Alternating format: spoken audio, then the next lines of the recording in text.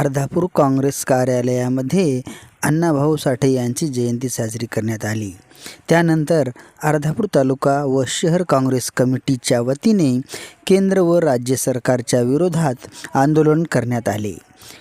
त्यानंतर मुख्यमंत्री यांना अर्धापूर तहसीलदार यांच्यामार्फत शेतकऱ्यांना संपूर्ण कर्जमाफी द्यावी या मागणीचे निवेदन देण्यात आले।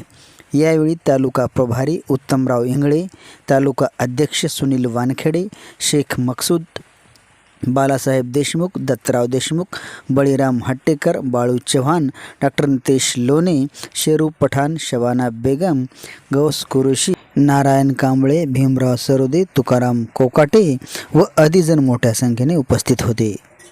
राज्य शासनानं शेतकऱ्याच्या तोंडाला पासून पानं पुसलेली आहेत। याच्यापूर्वीही राज्य शासनानं शेतकऱ्याला आश्वासन दिले की आम्ही संपूर्ण कर्जमाफी करू, सरसकट कर्जमाफी करू।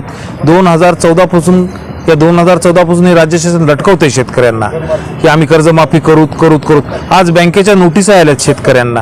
राज्य शासनानं कुठल्याही प्रकारची कर्जमाफी केलेली नाही। हे खोट्यांसाठी खोट्याकरता चालवलेलं शासन आहे। हे संपूर्ण शासन लोकांना येड्यात काढते, मूर्खात करते।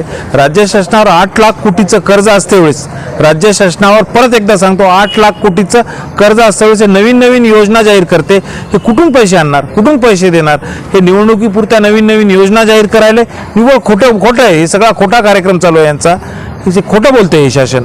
शासनाच्या उरावर एवढं कर्ज असते वेळेस हे देणार कुठून पैसे? शेतकऱ्यांची कर्जमाफी करायची सोडून दिलेलं आहे। आधीच निराधार योजनांच्या बायांना 3 महिने पेमेंट मिळत नाही, पैसे मिळत नाहीत निराधार स्त्रियांना, अल्पसंख्याकांचे निराधार स्त्रिया। हे शासन सरसकट स्त्रियांना 1500 रुपये बहिणीची योजना कुठून देणार आहे पैसे? 8 लाखचं कर्ज आहे एक, हे निराधारांचे पैसे देऊ शकत नाही। हे खोट्या स्कीम जाहीर करते निवडणुकीपुरतं।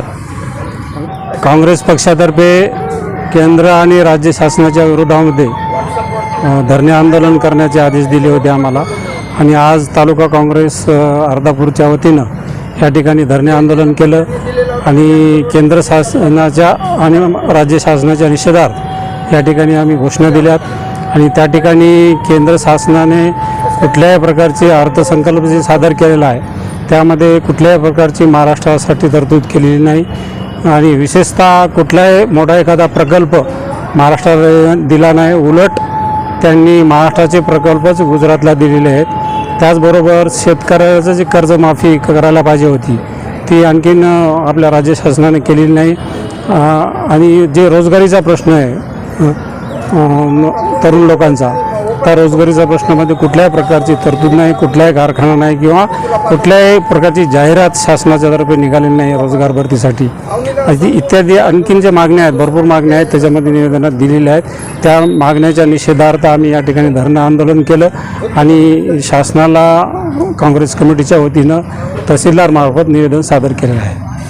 पुढचं पाऊल जे काही राज्य काँग्रेस कमिटी आदेश देतील त्याप्रमाणे आम्ही करू। त्याचबरोबर धरणे आंदोलन करण्याचा पण आमचा विचार आहे, आणि जे काय आदेश देतील काँग्रेस कमिटी त्याप्रमाणे आम्ही पुढील कार्यक्रम करू।